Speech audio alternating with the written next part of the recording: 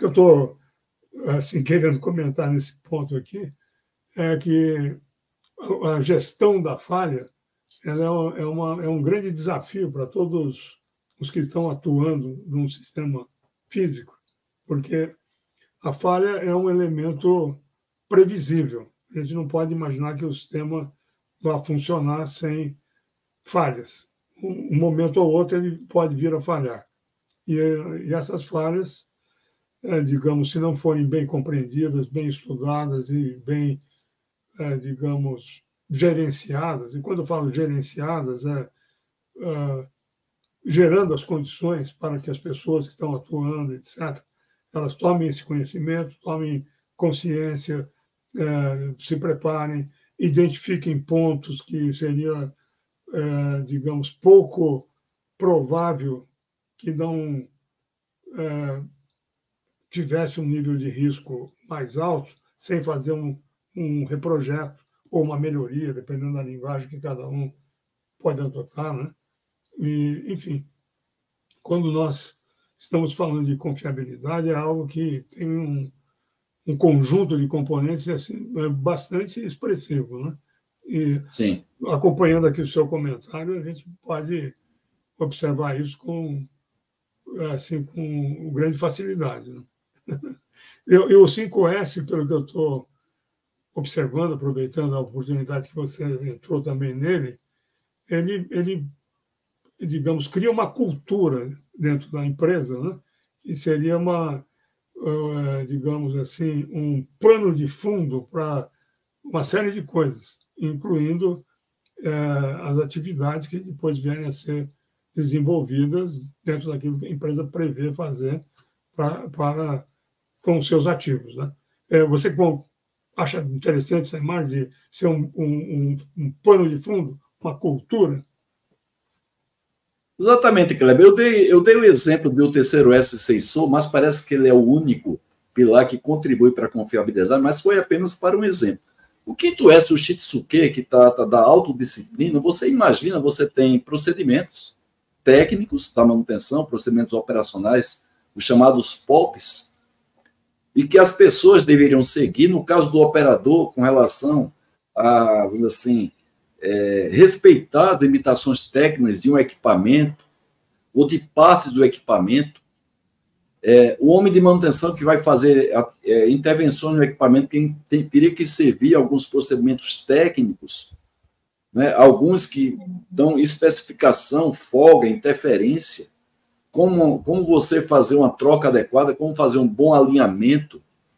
Então, se você não está autodisciplinado para cumprir procedimentos, tanto técnicos como operacionais, é lógico que isso aí influencia na confiabilidade do ativo, né? Tanto quando você está operando, no caso o operador, como não segue uma POP, né? Como também o procedimento técnico, quando a pessoa de manutenção não segue criteriosamente os procedimentos. No caso de um soldador, não segue criteriosamente as chamadas EPS, que são as especificações de procedimento de soldagem, né? Então, isso aí vai interferir. Quando a gente fala sobre a organização, que é o segundo S, o SEITOM, imagina se você não tem documentos devidamente organizados, sobressalentes devidamente organizados, bem identificados. Você pode até instalar inadequadamente um componente de um equipamento, pode ser um parafuso, pode ser uma junta, pode ser um retentor, um rolamento, ou um componente químico, um lubrificante. Você pode colocar errado se a sua área estiver desorganizada, né? Um operador ele pode prejudicar a confiabilidade do equipamento no caso de uma operação, se a área de trabalho dele não está devidamente organizada, ele não encontra, às vezes, um meio de produção, um dispositivo adequado para fazer aquela operação. E, com isso, ele pode, em função dessa desorganização, ele pode estar prejudicando a própria operação do equipamento, não é? Então, essa organização, que é o segundo S, é fundamental. E quando a gente fala do primeiro S, o senso de utilização, Kleber, a gente está falando de você usar os recursos de maneira racional. E quando você usa um recurso de maneira racional, a gente está falando não do equipamento somente, mas os meios de produção e, no caso dos dispositivos, ferramentas, instrumentos da manutenção, que deveria você estar usando de maneira adequada para que eles também, além de continuarem estando preservados, no caso de instrumentos, eles estejam sempre aferidos, calibrados, em função de você estar fazendo uma boa utilização desse recurso. E quando a gente fala do 4S envolvendo padronização, envolvendo a parte de higiene, quando os operadores, o homem de manutenção, se preocupa com a sua saúde, alguns vazamentos que estão acontecendo, por exemplo, uma área de refrigeração que trabalha com amônia, e a pessoa se preocupa com a sua higiene, com a sua saúde, que é o caso do Seiketsu, que é o 4S, qualquer tipo de vazamento que tem ali, ou de gases, ou de líquidos, que isso possa afetar a sua saúde, a sua higiene pessoal, ele vai tentar atacar aquilo dali, que não deixa de ser um elemento contributivo para você trabalhar na confiabilidade do equipamento, à medida que você consegue atacar vazamentos, ou vazamentos por selagem, por retentores, não é?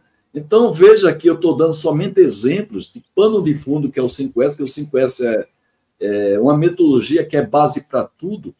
A gente está falando aqui de confiabilidade, mas eu poderia dar outros exemplos relacionados à segurança, poderia dar exemplos relacionados à qualidade, outro exemplo com relação à produtividade, outro com relação à autoestima.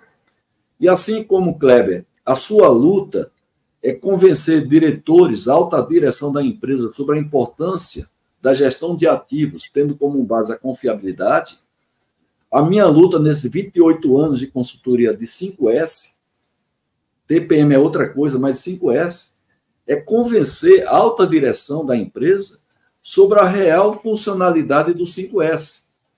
Eu jamais estaria dedicado 28 anos, 80% da minha vida profissional é dedicado a 5S e 20% ao TPM.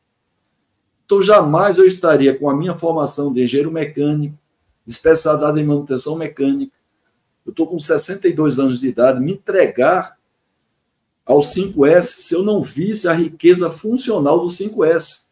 Se eu ficasse limitado a 5S, a parte puramente estética, tratar o 5S como um programa de ordem e limpeza, né? Um programa que seja beneficiar somente os olhos de quem visita uma área, que por si só já é um grande benefício, porque uma área organizada, limpa, ela é uma área agradável para você ver, para você frequentar, para você trabalhar.